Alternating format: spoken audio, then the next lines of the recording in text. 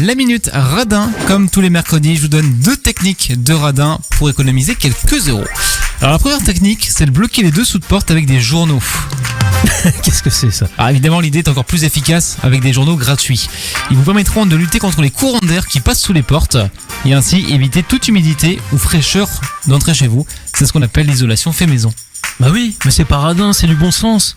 Oui, mais bon, tout le monde n'y pense pas. Oui, bon après c'est vrai que le coup du journal, j'y avais pas pensé. Hein. Alors, si vous n'avez pas de journaux chez vous, vous pouvez faire comme moi. Moi, je prends des boîtes à chaussures. Et ça cale bien également. Bah, tu peux prendre une couverture, sinon tu roules, tu fais un petit boudin. C'est dommage d'utiliser une couverture pour ça. Non, mais si c'est une couverture dont tu te sers pas. Oui, à la rigueur. Ouais. Mais les boîtes à chaussures, là, tout ça chez soi, forcément, ça traîne. Oui. Vous mettez ça contre la porte, ça cale bien aussi. D'accord, ça marche. Ok, ou alors si t'as un chien qui est un peu long, genre teckel, ça peut fonctionner aussi. C'est vrai. Ça rend service. Les poils retiennent bien le froid. Ouais, oui. C'est vrai. Ouais, le teckel est bien long, en 90 cm, c'est une largeur de porte. Ah, ça peut le faire. On est bon, ça passe. Ouais, on est bien. Bon, voilà pour la première technique. La deuxième, réutilisez vos bouteilles d'eau. Ouais. Oui, on n'y pense pas, ça pareil. Pour les plus craintifs, sachez que l'eau du robinet fait l'objet d'un suivi sanitaire permanent. C'est très contrôlé, donc il n'y a pas de risque.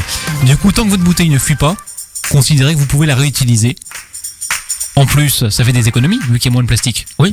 Moins de plastique, plus d'arbres, c'est bon pour la planète. Ouais, c'est vrai. Non, mais ça marche, mais en plus, il y a de l'eau du robinet qui est très bonne. Après, ça dépend des communes. Hein. Oui, ça dépend, mais elle est potable. Après, bon, sauf si on est expert en eau. Non, mais elle est potable, bien sûr. On peut la boire, voilà. Et puis si on la laisse en général couler un petit peu, bon, c'est pas très écolo, hein, mais si on la laisse couler quelques secondes, en fait, ça évite de récupérer ce qui stagnait dans le circuit. Et là, elle est quand même bien meilleure. Si vous prenez des bouteilles plastiques, pensez à les laver également régulièrement. Ouais. Et puis je vous donne un petit truc parce que moi je le fais. Vous prenez la bouteille, donc vous mettez l'eau, vous laissez le bouchon ouvert en fait dans le frigo. Et là vous avez toutes les mauvais goûts, le chlore. Enfin le chlore c'est pas du chlore, mais bon. Calcaire, c'est.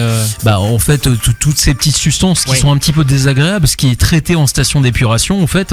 Et du coup l'eau a bien meilleur goût une fois qu'elle est un peu ventilée, si je puis dire. Pas bête, ouais, effectivement. Ouais. Alors le niveau ultime, c'est d'avoir une bouteille en aluminium.